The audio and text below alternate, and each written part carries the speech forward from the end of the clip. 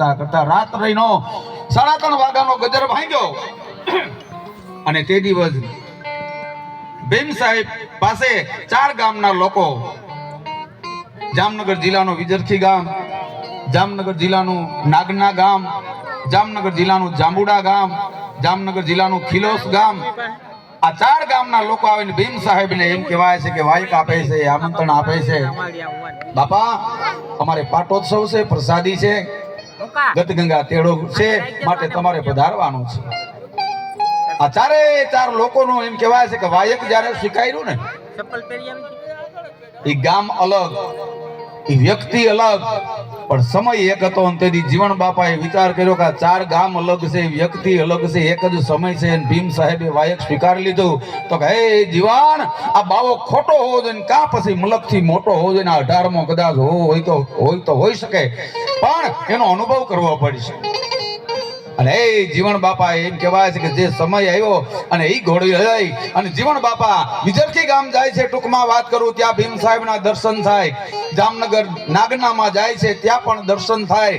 જાંબુડા ગામમાં પણ જાય, ત્યાં પણ ભીમ સાહેબના દર્શન થાય. ખિલોસ ગામમાં જાય, ત્યાં ભીમ સાહેબના દર્શન થાય. લાકડી પડે ભીમ સાહેબના ચરણોમાં દાસી જીવણ બાપા પડી જાય છે. બાપા, હું તને ગોતતો તો તું ક્યાં હતો, તું ક્યાં હતો?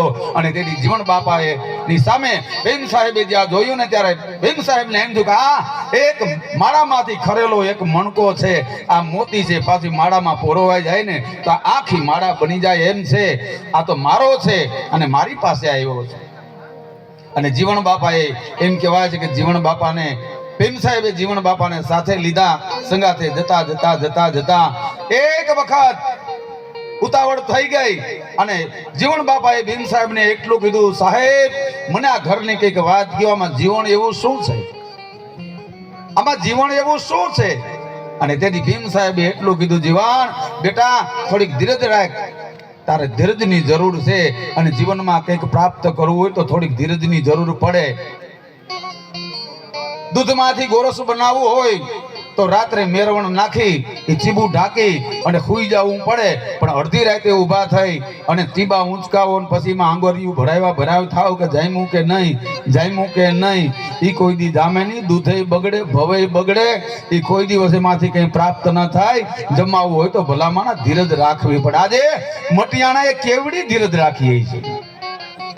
આ ચાવડા પરિવાર ને સર્વે પંચ ભાઈઓ કેટલી ધીરજ રાખી છે. આ ખરેખર સક્સેસફુલ ગેડનો આ સક્સેસફુલ પ્રોગ્રામ છે. જોરદાર તાળીથી બતાવી લો.